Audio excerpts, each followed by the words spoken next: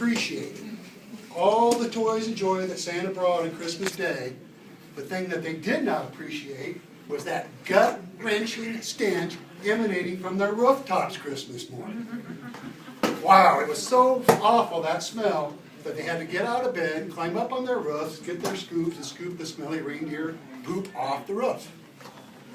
And I want to tell you, the reason why, just so you know why, Santa's reindeers, why their poop is so smelly is because of the magic dust that he uses to sprinkle on the reindeers.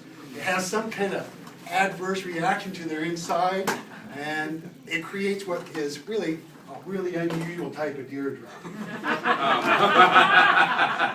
Well, this, of course, made Santa sad, because he wanted everyone to be happy at Christmas, not just the children. So he called together all his head elves so they could come up with a solution to the problem. Well, they weren't in the room very long, and the consensus quickly became that Santa needed a reindeer pooper scooper riding with him on Christmas Eve. Well, this was all a simple answer, but then that brought up the question, where would the pooper scooper be sitting on the sleigh? Because it was already packed full of toys and presents for all the girls around the world. So right away, the head PR elf spoke up and he said, well, Santa, we can't have him up front with you. That is not any kind of image that we want going out to the public. Can you imagine sending a Christmas card out with you sitting next to your reindeer pooper scooper and the mess he has all over him? No, that is not at all what we want for an image at Christmas. So everything went silent for a moment, and then the head engineer elf spoke up. And he said, Santa, I believe I can cut a hole in the back of the sleigh, get in there, hollow everything out below the presents, pad it up, get lighting in there, and maybe even put a window in the bottom of the sleigh so whoever's riding back there can have a view for the night. Oh, Santa loved this idea. Ho, ho, ho.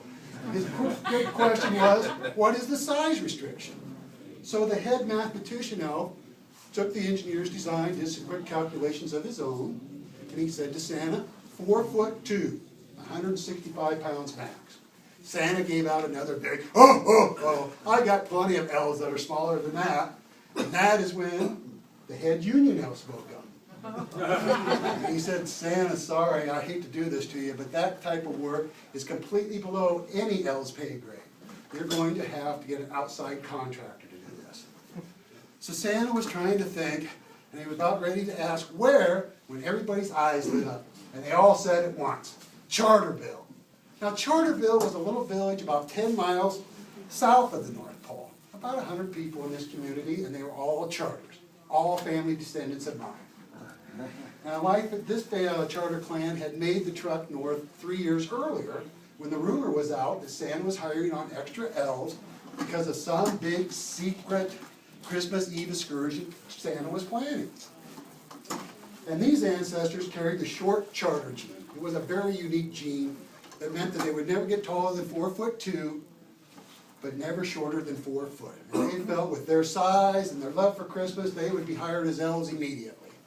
Once arriving at the North Pole, to their big disappointment, they found out that the maximum height for an elf was 3'11". Isn't that disappointing? You travel all that way at 3'11". Well, this broke my ancestors' heart, but they decided to remain in the area anyway because they had hopes that one day Santa might need their help. And sure enough, that day had arrived. Santa flew into Charterville and he explained to my ancestors his situation and how he needed their help. And of course, this was the day that my ancestors were waiting for. They wanted to be a part of Christmas. So they quickly said yes, because not only were they going to be a part of Christmas, one of the members of the family was going to become Santa's secret sidekick and actually save Christmas. There was so much excitement, and they had a parade in the street and everything, and thus began the charter legacy. Now, over the hundreds and hundreds of years that my family has been flying with Santa and scooping poop, there have been legendary stories passed down from one generation to the next. And all these stories are a little bit smelly, as you probably can quite imagine. My all-time favorite is the year of the Great Rudolph Dumping. Well, it was December 23rd, 1790. Rudolph's girlfriend showed up, and she was in a tizzy. She was all mad at him. Rudolph, I've had enough. I'm not doing it anymore. I'm sick and tired of being left alone at home on Christmas Eve while you go flying around the world.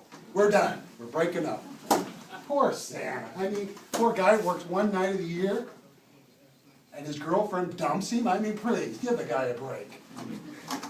Well, this depressed Rudolph so bad that to console himself, he got 2 big buckets of chocolate, and he ate that night.